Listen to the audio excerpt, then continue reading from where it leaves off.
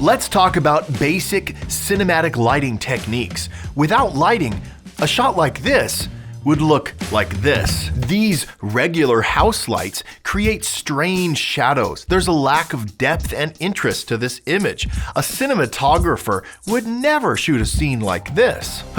There we go. Lighting really makes the difference. Master cinematographers know how to create a specific mood, but to do that, you really gotta master the basics. The cinematic masters all understand exposure, shape, interest, and focus. First, let's talk about lighting for exposure. Using lights to get the right exposure is the most basic reason why a cinematographer would use lights in the first place. Cameras are not like your eyes. Cameras have a limited dynamic range, so we use lighting to balance out the image. In this example, the subject's face is in shadow, but with a simple on-camera light, we raised the exposure of our subject. Now the relative contrast between the subject and the background is evened out. A news camera operator will use an on-camera light for this reason. This type of lighting is not necessarily always flattering, but it does the job. If we expose for the subject's face without the on-camera light, you can see how dull the image is. In this example, our subject's back is to the sun. By using a simple reflector, we raise the exposure of our subject's face to create a more balanced image. To replicate this, all you need to do is place your subject with the sun behind them and use something white to bounce the light back into their face. This is a simple way to create a well-exposed image. Anybody can do this. Next, let's talk about using lights to shape an image. As humans, our eyes are naturally drawn to faces. Knowing how to light a face properly is one of the most important skills a cinematographer can have. It's important to remember that film is inherently two-dimensional, and cinematographers strive to accentuate shape to make the image appear more three-dimensional. But utilizing shape in imagery is not exclusive to cinematographers. Artists throughout the ages have used shape through lighting to add drama and add depth to their images.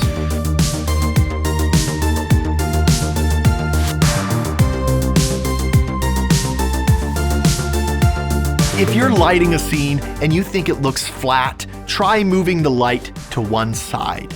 In this example, you can see how the face's shape is accentuated as our light is moved to one side. This results in one side of the face being exposed properly and the other side of the face being slightly underexposed. You can add a backlight behind the subject to accentuate the space between the subject and the background. The simplest and cheapest way to create shape is to place your subject by a window.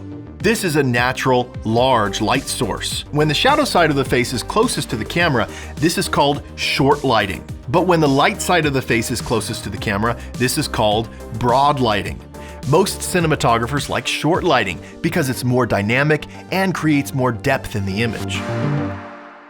Next, a cinematographer can use light to add interest to the image. In this example, a slash of light adds texture to an otherwise boring wall.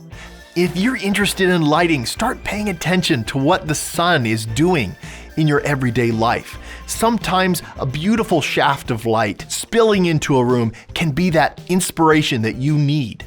In this setup here, you can see that we have this slash of light against the wall, but when it's turned off, the shot is not quite as interesting. I will say, however, that it's important not to get hung up on these details. It's really about the broad strokes. Have you done your work correctly leading up to this small moment? This is really the icing on the cake.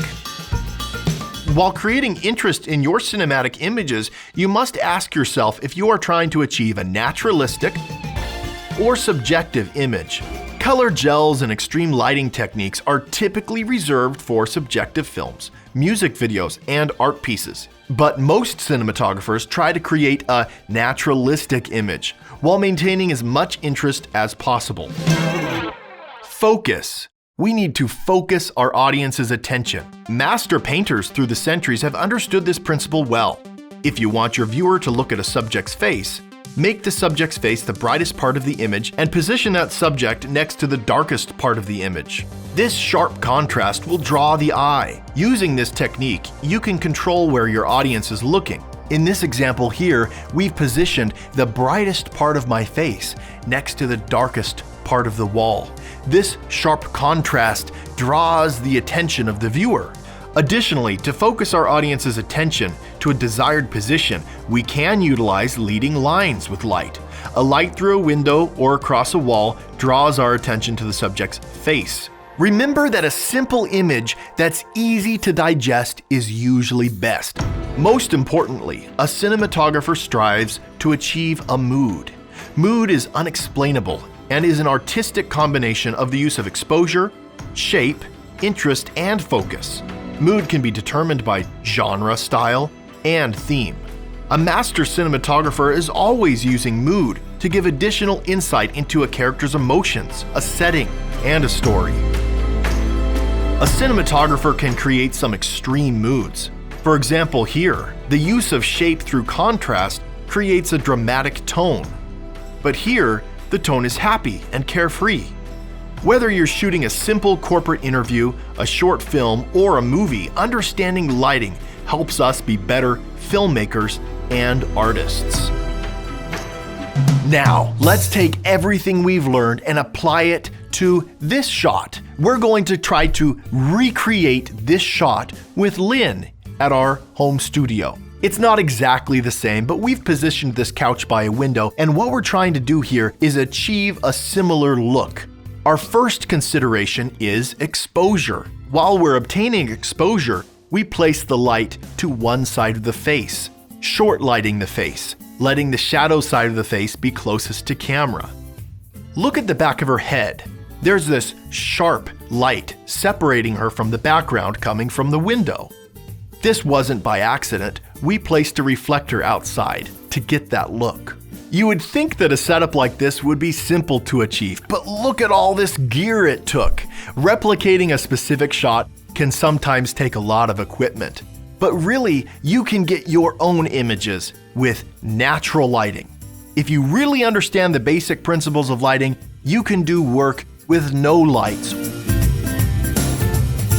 In the end, why do we do this? Why aren't we just satisfied with an average image? It's because as artists and cinematographers, we want to create beautiful things, and we love it. If you are passionate about filmmaking and enjoy creating beautiful images, go out and do it. Go create something. If you enjoyed this video and you want to subscribe to this channel, please don't. There's so many other channels on YouTube that you should subscribe to. I understand that your subscriptions are precious. Don't waste them on us.